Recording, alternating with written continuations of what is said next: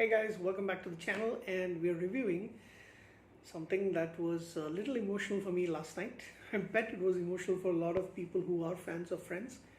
And yes, I am talking about Friends the Reunion, which is a sort of documentary or special. I can't call it a documentary, mainly it's more like a special, about an hour and 45 minutes or something like that. Yeah, about 104 minutes. It was basically 17 years after the show ended in 2004. We're getting to see the six of them. I think this is only the second time that all six of them have been together on stage. And maybe the finale, after the finale, I guess they were on like some kind of a show or something or the other. But after that, this is the only other time that they've actually all six of them been together. I remember there was a special in which five of them were able to attend, and Matthew Perry was not able to attend because he was doing a play in London. So he did it via Zoom or whatever camera. He was on live camera, and the rest were on stage. But this one was really special because, and they do call it a special. The beginning, I started getting emotional at the beginning stage because you saw David Schwimmer, and then Lisa Kudrow. By the way, she is Phoebe to I think all of them are kind of like that, but she basically is Phoebe. The way she laughs, especially. And then her coming in, they're reminiscing about the set, how they put things together. And then you got Jennifer Aniston, you got Matt LeBlanc, Matthew Perry, Jennifer Aniston, all of them joining in. So again, during that stage, when all of them were coming in one by one, is when I was looking at, a lot of them have aged. And that is another thing that, it reminds you of your own mortality as well, and the fact that I'm getting old. I'm 44. I'm about to turn 45 in a couple of months. But the fact mainly is that you're seeing these people, and a lot of people watch Friends over and over again, and they are still those young people, right? I mean, when I say young, what was it? 24 till 34, 36, 24 and 26 till 34 and 36 is what the age group is supposed to be. I know Lisa Kudrow is a little bit more older than the rest, and I think Matthew Perry is supposed to be the youngest. If I go through all the actual ages, I'll actually see that, and you can actually see it in their faces. So it's nothing new. You've actually seen. I have actually seen, and a lot of people have seen Matt LeBlanc looking.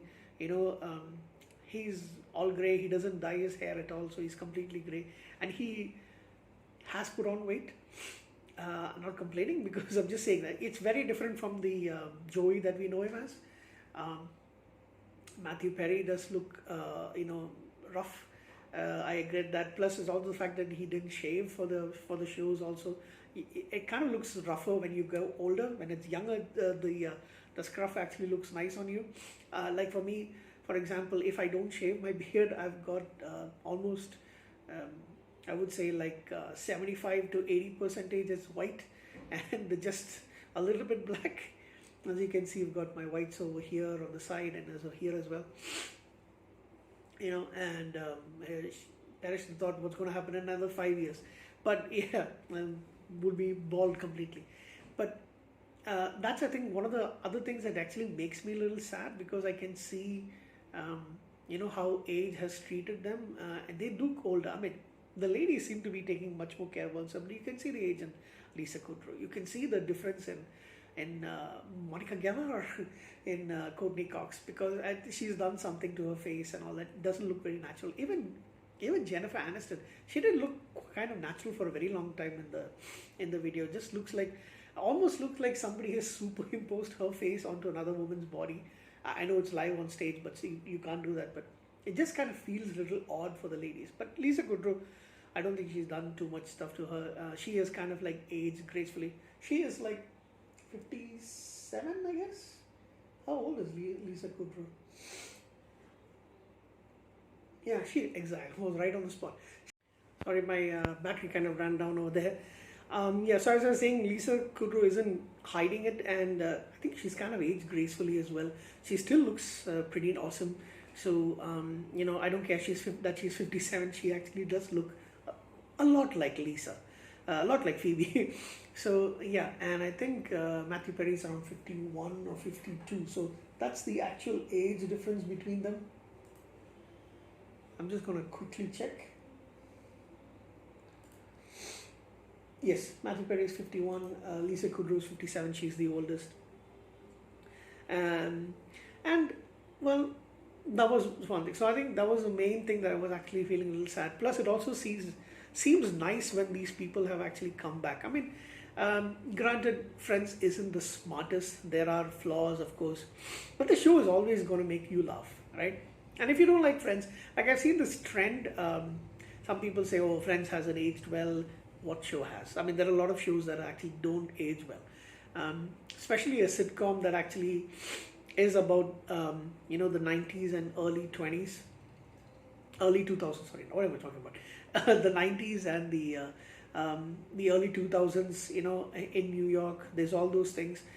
It has and there's a lot of factors that's going to be there for any kind of show.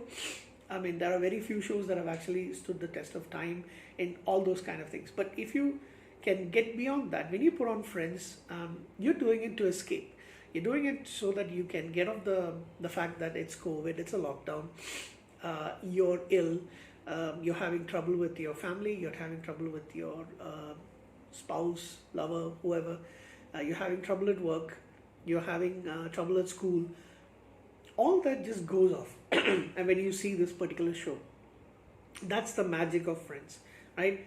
I have seen Friends quite many times. Like I've seen several reruns. The show actually started when I was 18, 1994. Yes, I am old. But I think I started watching it a few years later, maybe around 1999, I guess, is when I remember seeing Friends on cable TV. And they used to do reruns quite a lot. So every episode, I think I've seen at least a good, I don't know, I've seen it several times.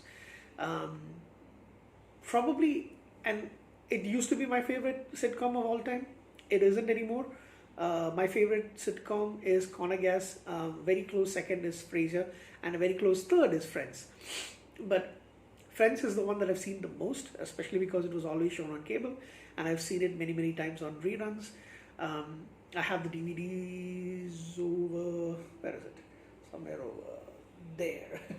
I have the 3 box set kind of thingy, which I've showcased in a video previously, so go check it out. I know a lot of jokes, I know the dialogues, a lot of the dialogues by heart.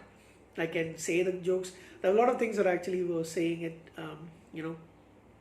especially things that they were reminiscing about, certain scenes they were showing. There were table reads, there were shots about their... I love that part. I love the fact that you saw the makers, the creators of the show interacting with them, and they're a very close-knit unit. The actors are also very close-knit. I've heard rumors of them not keeping in touch too much. I've heard that Jennifer Aniston and David Schwimmer had some sort of falling out in between. But there was a scene in which the host is this guy. I don't like this guy, by the way. I don't know, there's something about the way he speaks. I don't like him. James Corden. I know he's got some talk show, something like that. I can't stand the guy. Anyway, but he's pretty harmless and all that stuff. I don't hate the guy. I just don't like the way he speaks. He's not the kind of person. He's not the person I would have chosen. He wouldn't be my number one choice for this particular hosting of this particular show, rather. But he asked them, did any of you guys, you were young, you were attractive people, did any of you guys have any kind of attraction or hookup or something? And apparently David Schwimmer and Jennifer Aniston spoke about the fact that they did have crushes on each other, and they even talked about it, but the fact that nobody else kind of knew about it. And the thing is, because also they were for a long part of the show, they were also supposed to be a romantic couple. The thing is that apparently they always have had significant others, and if one person didn't have, then the other person had at that time. So they never just kind of they just became good friends. But I was surprised they said that, because I've heard about this other issue that happened. Maybe it's just blown out of proportion, because now you're hearing it directly from these people. I know that the girls are very, very close with each other. They keep, I think, more in touch. Monica, Courtney Cox's I think they're godmothers to each other's kids or something like that. So I think they keep in touch a lot more, maybe a lot more than the guys. And I think David Schwimmer is mostly settled in New York. Matthew Perry has got his own stuff, and Matt LeBlanc has got his own show. So all in all, it was a very nostalgic trip. For me, it's a little odd because I can't really think of Friends as something about nostalgia, because it is something that people watch quite a lot. But yes, when you look about the fact that the show started in 1994 and ended in 2004, yeah, I guess there's a little bit, especially for the 90s part. So yeah, it was pretty nice. I did tear up a little bit. Like I mentioned, it was kind of emotional, especially in the first few things. And first few scenes, and yeah, could I be more of a baby? No. So yeah, it is a wonderful thing to actually see them together. I had hoped that they might make maybe one or two movies, like every few years, something like that. I had hoped like maybe the 10th anniversary of the show ending, which was in 2014, when there was a little talk about them having a movie reunion. I had hoped that they would make a movie. I don't think they have plans of doing anything right now, but I wish they had did that, and then they could make a movie in 2020 or 2021, 4 or 5 years later. You want to see them together. You want to see these characters. It's good. We have the show. I can watch the reruns anytime I want to. It's on Netflix. It's on so many streaming services.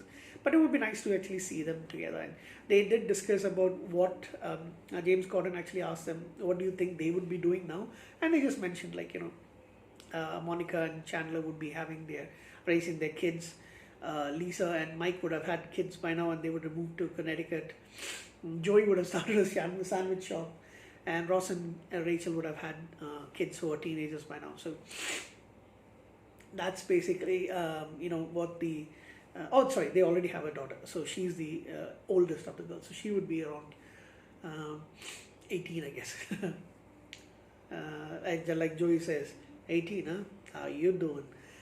So yeah, those are the things that I really liked. I think a lot of people enjoyed this. I did quite a bit. I don't know if you can actually give a rating for something like this, but if I were to rate it, it would be a 10 out of 10. I mean, I don't think I didn't expect much out of it.